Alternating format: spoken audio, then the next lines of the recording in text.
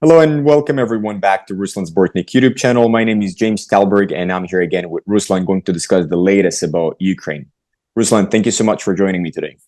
Hello, James. It's a pleasure for me. Last week we talked, at the beginning of the week, we have talked about the situation at, time goes a little bit slower than I'm assuming. We have talked about the situation on the front line. We have discussed the map, the visuals, what is the situation on the ground field right now. Today I want to talk more about the political perspective and what is happening in Ukraine from like the geopolitical perspective, international affairs, and so on. Olaf Scholz have visited Ukraine after he had a phone conversation with Putin. What do you think he was planning to discuss in Ukraine? How productive that conversation was with Zelensky? And just in general, your assumption out of, in my opinion, less important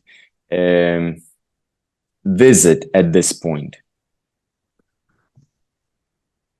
It was a very funny visit to Ukraine, to be honest. It looked like Scholz bought a very expensive travel ticket to Ukraine. Very expensive, because Scholz brought to Ukraine additional package of support for 650 million euros. But experts are saying that that help and that package was delivered to Ukraine previous time. It's nothing new in this package. But in any case, officially was announced that Germany will help Ukraine again for 650 million euros. I think why I'm saying that it is very expensive ticket, because there was no necessity for this visit to Ukraine from Ukrainian side.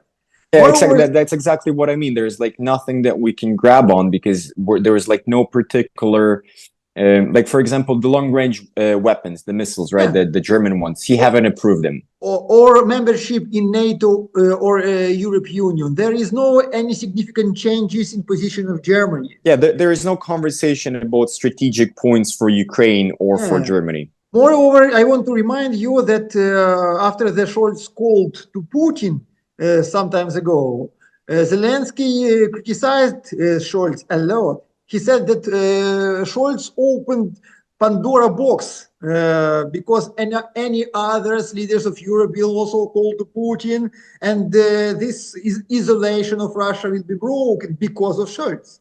So the situation before this visit was not good between Ukraine and Germany. Well, I just have a simple question. Why is it bad to open that Pandora box and start negotiation with Putin and start that conversation? Why is it bad?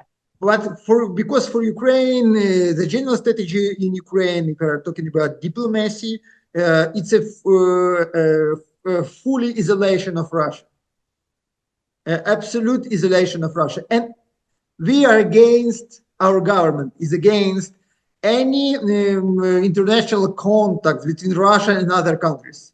And if we are talking especially about our ally, Germany, who spent for Ukraine a huge money, tens billion euros for during the war. It was very painful for Ukraine that after this time, after this help, after a lot of statements about supporting of Ukraine forever, Scholz is calling to Putin. It was very painful from political side. So this visit was, Scholz needed this visit to Ukraine, and for two reasons. For himself. For himself, yeah. The first reason is internal situation in Germany. Scholz need a tool for the possible future election, parliamentary election in Germany. Tool to work with the society, with voters, and so on, because the topic of the peace is very important for Germans, and is very touchable for Germans. German people don't will to fight, don't will to support the war. They want to peace. They want the participation of Germany in peace negotiation, not to supporting the war. So it's very important to Scholz to show the German societies its own ability to be a part for this negotiation. So because he called Putin and he came to Ukraine. And the second question is also important. Just if we can pause here for a second, if we're trying to simplify it, Scholz is simply trying to play the negotiator at this point and trying to be the new peacemaker person. No, not even. Scholz, after this visit, Scholz is able just to say, "Hey, Germans, I'm head of your state and I'm working for peace in Ukraine, not for war." Just to make the presence. Yeah, to be on the side of the majority of German society. And the second question is closer to maybe for your question. It's a question of Trump.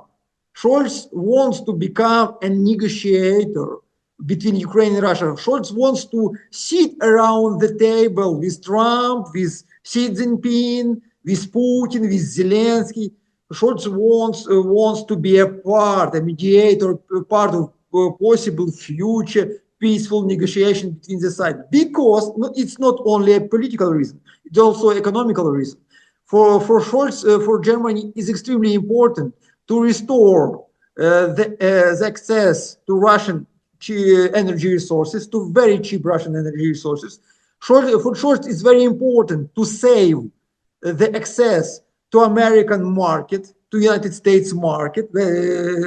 Germany sells there a lot of goods for United States. And for Scholz, it's very important to keep the economical ties with China. And if we are talking about the peaceful negotiation around Ukraine, the questions of international trade, I think they will be there also. Ruslan, so just to break it down from a different perspective, basically, German economy was thriving and booming because it was supplying high-tech products to US and other markets like Chinese market, and they were very competitive on the arena because Germany had great access to very cheap neutral resources from Russia. Since the beginning of the war, that situation was cut off. So Germany wants to get back to that cheap energy supply and producing their high-tech technology that they can sell as an export. So if we're summarizing, that's the simple way to put it. Scholz just want to bring back what was the deal, the case before the war, and that's what the German society is expecting. This is a way of development of German economy. And Germany needs to keep the balance with all global economical players and the zone of resources, because itself Germany has nothing except of good enterprises, some technologies, very good qualification of the workers, and nothing. No natural resources. No big markets which are able to consume all which Germany is producing, and even no cheap production like China. So basically, they need to be wise and highly skilled. They need to. They significantly. Existentially needs to have access to another economies, to another markets, to another resources. Now, in terms of what you've mentioned, that Scholz is trying to play the card for potentially Trump picking him to be the negotiator in the Russian-Ukrainian conflict, why would he go for Scholz if he has Viktor Orban that showed him loyalty and was saying that he's his only friend in Europe that was already trying to build for himself that future role of negotiator between Ukraine and Russia? I think a few months ago, he did the exact same thing. He talked with Putin, he talked with Zelensky, and then he went to the trip to the United States. You are right. Orban is a friend. Orban is a very checked friend through the time, through the conflicts, very guaranteed. Reliable friend. But the Hungary is very small. Is not, and the Hungary, and as a country, is not influential like Germany in Europe. So Hungary is not able to lead the European Union to some direction. but Germany is. Makes sense. And Yeah. this is a significant difference. So Orban is friend, but or Scholz is able to do in Europe what Trump wants. I understand that. So in terms of the outcome from that conversation with Putin and Zelensky, it's just building the ground for now and nothing else. Like, we haven't achieved any major outcome out of these both conversations, Scholz with Putin and Scholz with Zelensky. We don't know exactly, but the officials,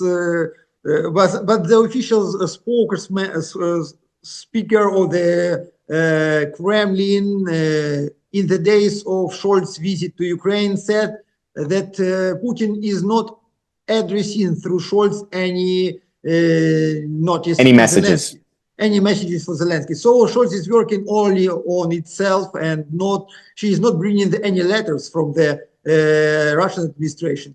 It means that there was no any agreement, even partially agreement, even achieved during Scholz's visit to Moscow also.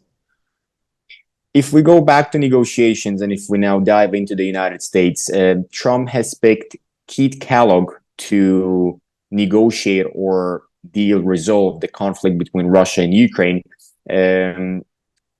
Is that a final decision? Because we have a partial data coming from Keith Kellogg, how he's viewing the resolution of the conflict, freezing the front line, starting the negotiations, slowly starting taking the sanctions off Russia. Is that the direction that Trump picked to go with in regards to the Ukrainian-Russian conflict? At the beginning.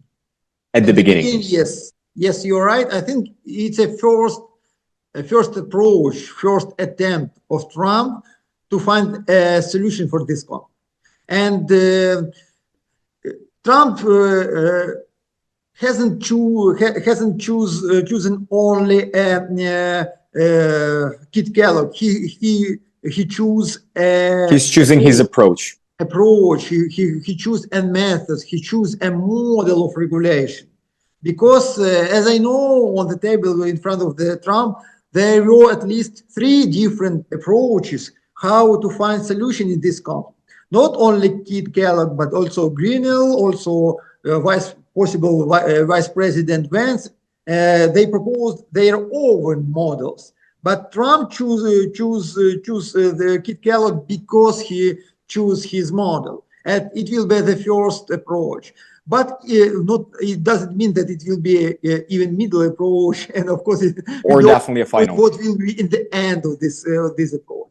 Of course, if you are talking about the Keith Kellogg approach, we need to understand that he is not only one author of this approach, because there is additional second author, Mr. Flates, and moreover, in the research of Keith Kellogg, there are a lot of links, additional links to the another work of Charles Kupchan and Richard Haas, the new estimation of the victory, last year work.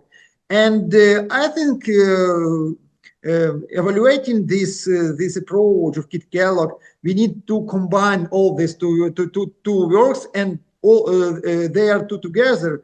They are representing for us more fully picture of the possible American approach.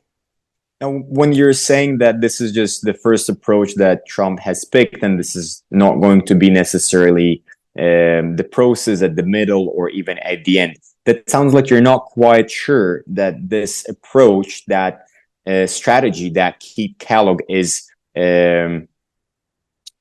advising or kind of like portraying to go with is going to be successful. Do you think that it's not like 100% proof to succeed or bring any results? I would be happy if there would be even 20% of the success in the future. But why are you so skeptical? Where is that skepticism? I'm not sure in it, because it looks like America's side is seen for this conflict in a very simple way. Yeah, it looks very simple. Freeze the line, give the Yeah. weapons to Ukraine, start No, taking. no NATO lifting the sanctions, and everybody is happy, peace, friendship, and so on. Why wouldn't that simple approach work in reality? Because contradictions between Russia and Ukraine, Russia and West, are Are much deeper? deeper than it looks from the first sight. What are they? Uh, Russia wants to cut the world on the zone of influences. If we are talking about the post-Soviet lands, post-Soviet countries, if we are talking about Ruslan, sorry, before you even go there, when I hear that Russia wants to cut the world the way the Soviet Union did in zones of influence, how can Russia even look at the politics that way right now when Russia itself, in my personal opinion, I might be wrong, under the Chinese influence? And this is a section, and this is the second box of the very hard things. How do you think? What for Chinese to stop this war?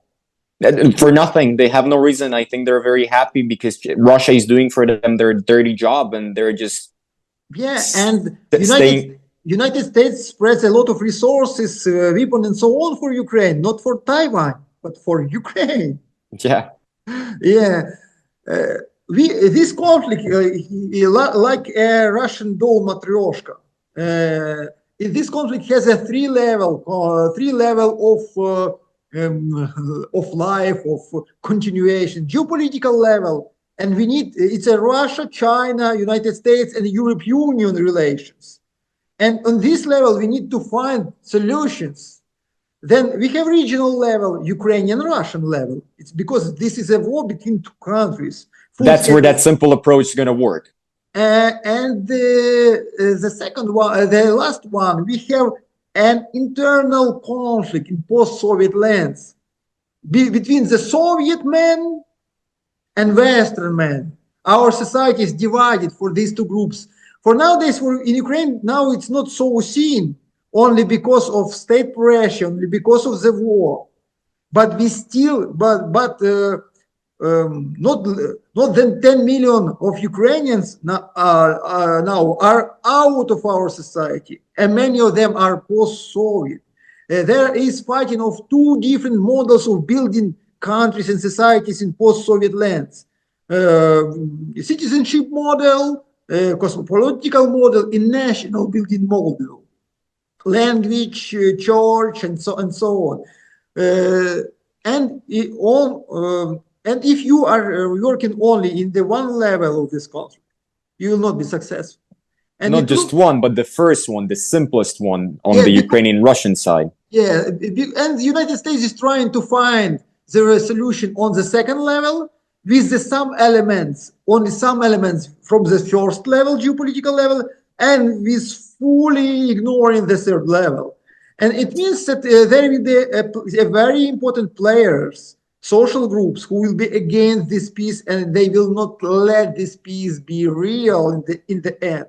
We had this situation during the Minsk agreement. The Minsk agreements in 2014, there was also an attempt to find the solution on the second level partly with the third level, but without the first level. And but to be honest, for me, it looks like the United States is ready to accept this scenario, and they are looking for not the ending of the conflict, not the final resolution, not the peaceful agreement between the countries. They are looking only at freezing this conflict. Maybe to be honest, they are looking for a new Minsk agreement. They want to win the time, maybe a few years for the low-scale war, to use these resources which they are spending for Ukraine, to use these resources against China, to send them to China and so on. They are trying to win the time. But it looks like... But win the time not for Ukraine. They want to win the time for themselves to deal with China. Yeah, for United States. And So the situation for Ukrainian people, situation is still very dangerous with a very small hole on the horizon only. Right, Ruslan, thank you so much for your Thank comments you. today. I think that was interesting insights, and hopefully, like you said, at least 20% of that simple approach from Keith Kellogg's perspective is going to work out, just so people will stop suffering and they will get break as well. I hope so. Let's see. Thank you so much. Bye bye.